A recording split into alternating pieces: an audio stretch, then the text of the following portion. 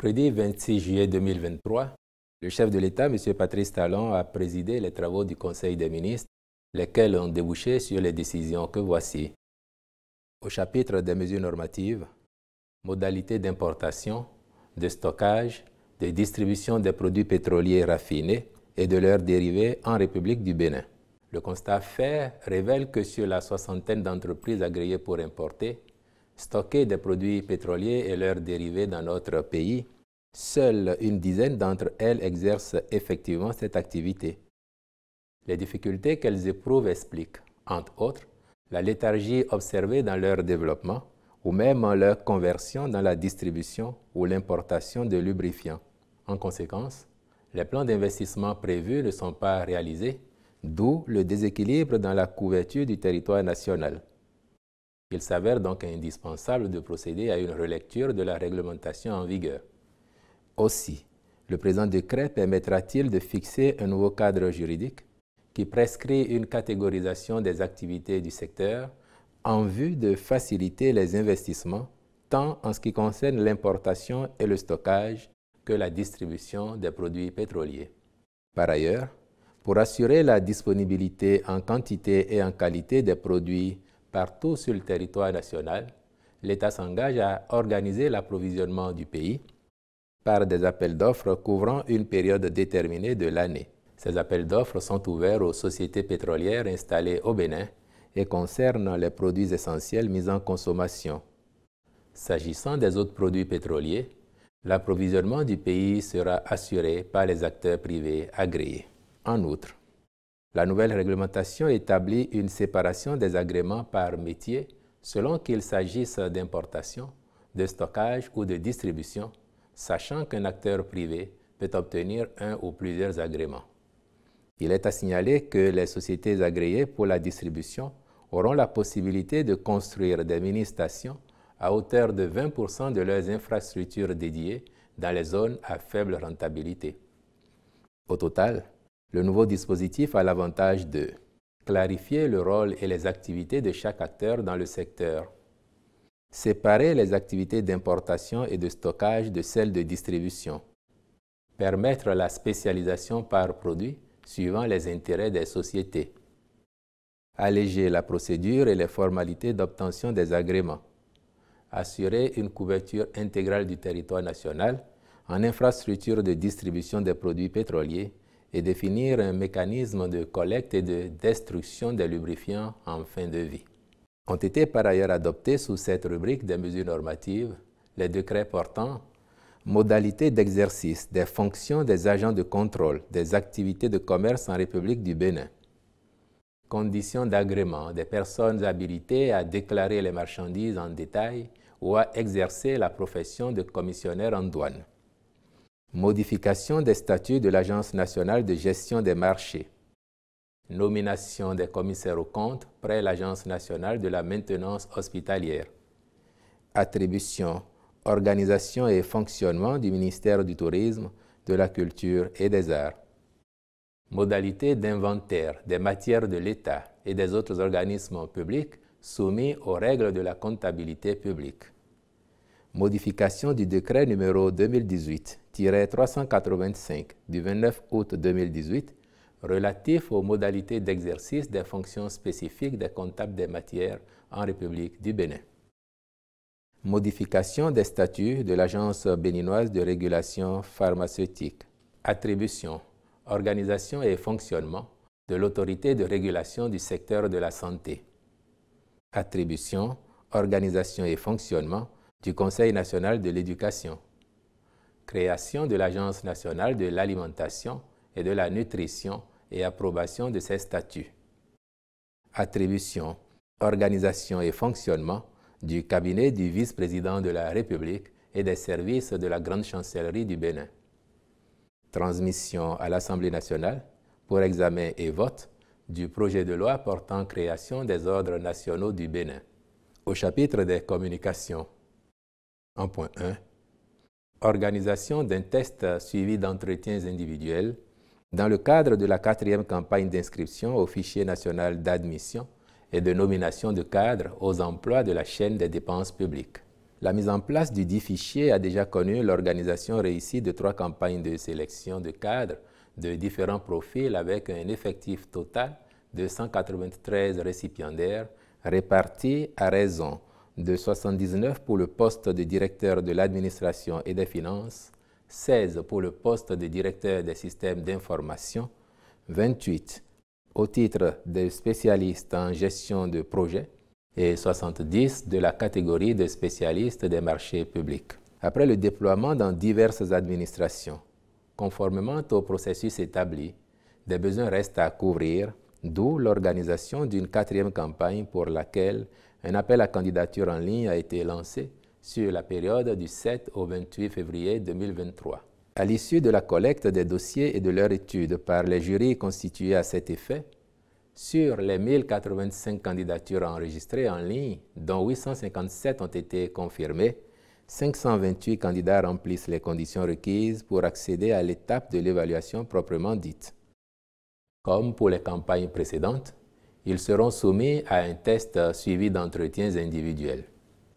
Aussi, le Conseil a-t-il autorisé l'organisation de la sélection et instruit les ministres concernés de veiller à la bonne conduite des opérations dans la transparence. En point 2, recrutement, formation et déploiement de 1100 élèves agents au profit de la police municipale. Cette première vague de recrutement se fera pour le compte des communes suivantes avec les effectifs ci-dessous. Abomey-Calavi, 250 agents. Cotonou, 250 agents. Djougou, 100 agents. Ouida, 150 agents. Parakou, 100 agents. Porto Novo, 150 agents. Et Semen-Podji, 100 agents. Le Conseil a marqué son accord pour l'organisation de ce recrutement et la mise en formation des recrues. En point 3, travaux de réhabilitation-reconstruction de 12 centres de santé dans la commune de Banté, puis prestations de surveillance et de contrôle des dits travaux. Prévus au programme d'action du gouvernement, il concerne les centres de santé des localités de Bobé, Atokolibé, Gouka, Lugba, Pira, Koko, Banon, Djabalo, Galata, Okuta-Ose, Agua et Akbassi. Ils ont pour finalité d'améliorer les capacités d'accueil et la fonctionnalité des centres, la qualité des soins offerts aux populations et de créer un cadre de travail plus convenable pour le personnel. Les ministres concernés veilleront à l'aboutissement de la procédure de sélection des prestataires et à la bonne exécution des travaux dans les délais prescrits. En point 4, réhabilitation de 4 centres hospitaliers et universitaires, 4 centres hospitaliers départementaux, 15 hôpitaux de zone et construction de 7 hôpitaux de 65 lits.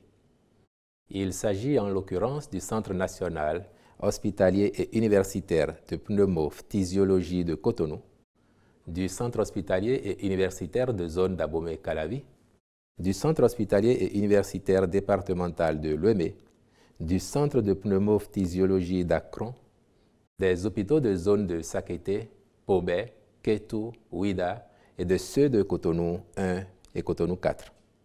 Sont également pris en compte le Centre hospitalier départemental du Zou, celui du Mono, les hôpitaux de zone de Komé, Aplaoué, Koulekame, Kové, Djidja, Lokossa, Savalou et Dassazoumé. Il s'agit aussi des centres hospitaliers et universitaires départementaux du Borgou, de l'Atakora, de la Donga, l'hôpital d'instruction des armées de Parakou, les hôpitaux de zone de Natitengu, Kouandé, Basila, Djougou, Malanville, Kandi et Banikwara.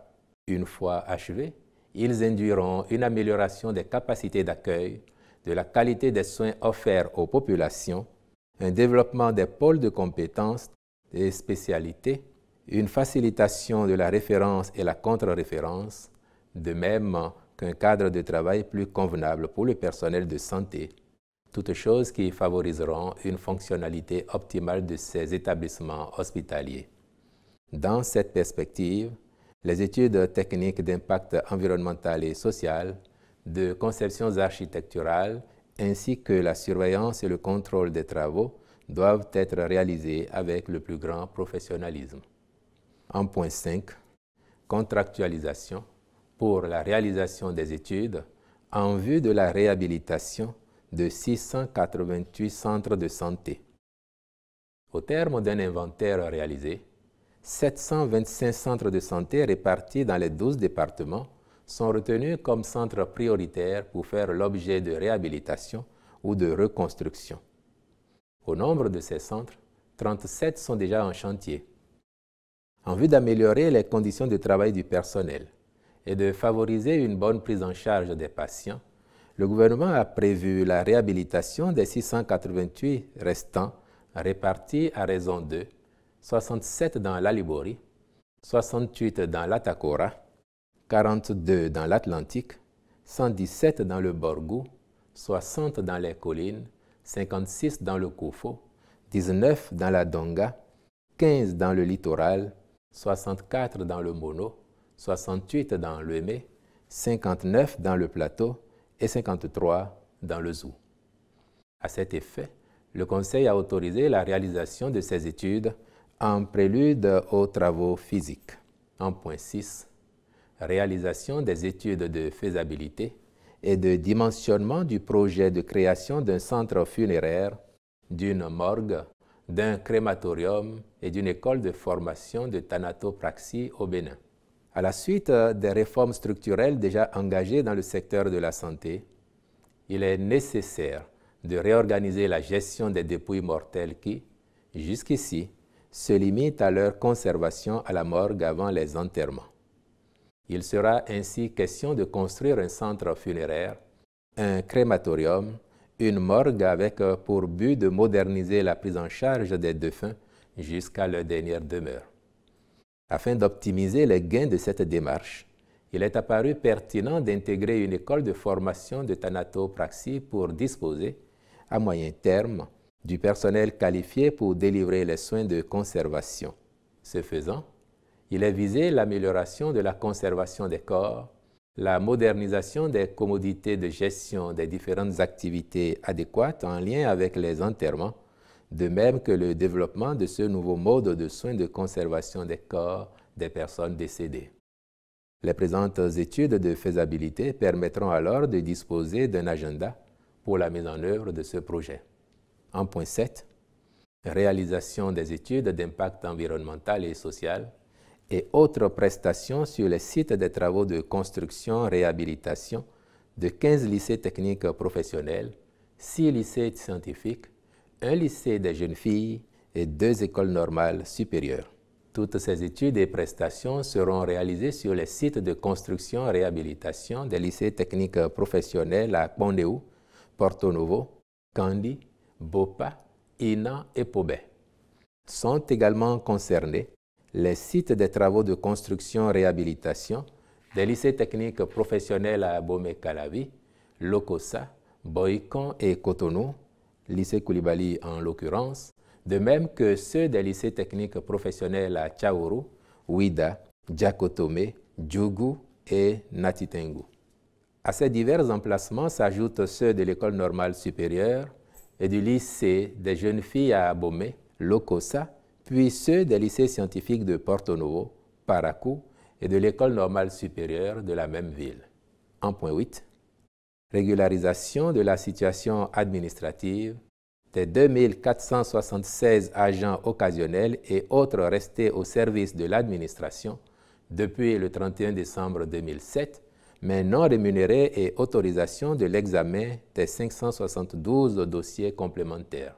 En application des décisions prises par le Conseil des ministres, en sa séance du 11 septembre 2019, une commission composée de cadres de différents ministères et de représentants des centrales syndicales a été mise sur pied pour prendre en charge le dossier.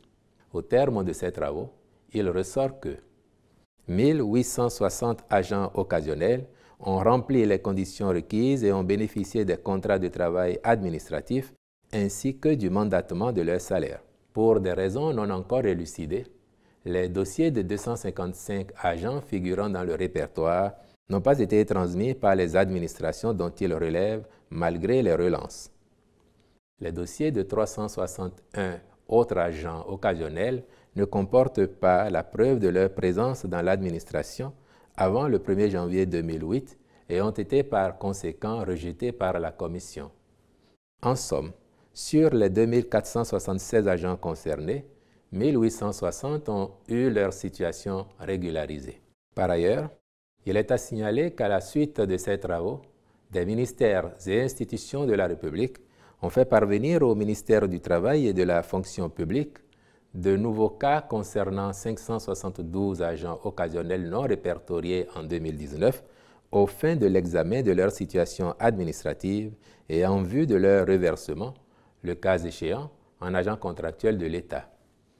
En raison de la dimension sociale de ce dossier et pour procéder à son règlement global et définitif, le Conseil a marqué son accord pour que ces cas qui s'ajoutent soient soumis à l'appréciation de la commission ad hoc.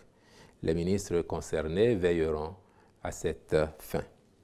Au titre des rencontres et manifestations internationales, il a été autorisé la participation du Bénin à la dernière réunion préparatoire de la Conférence mondiale des radiocommunications de l'Union africaine des télécommunications du 7 au 11 août 2023 à Yaoundé, au Cameroun, au Salon de production agricole Carrefour européen, au Parc Expo de Rennes, en France, du 12 au 14 septembre 2023, au deuxième sommet des chefs d'État et de gouvernement sur les objectifs de développement durable édition 2023, les 18 et 19 septembre 2023 à New York, aux États-Unis d'Amérique. Il a été également autorisé la participation d'une délégation du Bénin du 28 août au 1er septembre 2023 à Gaborone, au Botswana, au 73e comité régional de l'Organisation mondiale de la santé pour l'Afrique, ainsi que l'organisation à Cotonou, du 12 au 14 septembre 2023, du First Foods Business Forum et du 14 au 16 septembre 2023, des 4e journées scientifiques du Collège national des gynécologues obstétriciens du Bénin. Au chapitre des mesures individuelles, enfin, les nominations ci-après ont été prononcées. À la présidence de la République, membre du comité d'installation de la nouvelle mandature du Conseil national de l'éducation, CNE, Mesdames et Messieurs, Elisabeth J. David, épouse Elegbe, Ida Marie-Joséphine Chibozo Lenne, Rémi Guédégbé, Onésime Honora Flavien Satogina, Emmanuel David Niaoui, Aimé Degué, Dossou Flavien Lamantion, Pierre Chelon Onkandji, au ministère de l'Énergie, de l'Eau et des Mines, conseiller technique juridique, Madame Samirat Bionengui, inspecteur général du ministère, Monsieur Mesme Segbeyon Honyi, directeur de la planification, de l'administration et des finances, Madame Afia Marcel Madende Oke, directeur adjoint de la planification, de l'administration et des finances, Monsieur Tossou Lassa, directrice des systèmes d'information, Madame Eunice France Eurydice Pedro. Au secrétariat d'État à l'énergie, chef de cabinet du secrétaire d'État, Monsieur Ruffin Marius Franck Tigri, conseiller technique à la production énergétique et au transport électrique, Monsieur Fabrice Émilien Adeoye Marcos, conseiller technique à l'électrification rurale, Monsieur Alide Pedro, directeur général de la planification énergétique, de l'électrification rurale et de la réglementation, Monsieur Todeman Flimsor Hassan, au ministère des Affaires sociales et de la microfinance, directrice adjointe de cabinet, Madame Agnès Oladou Badou-Savi, secrétaire général du ministère, Monsieur Gérard Batindé, je vous remercie.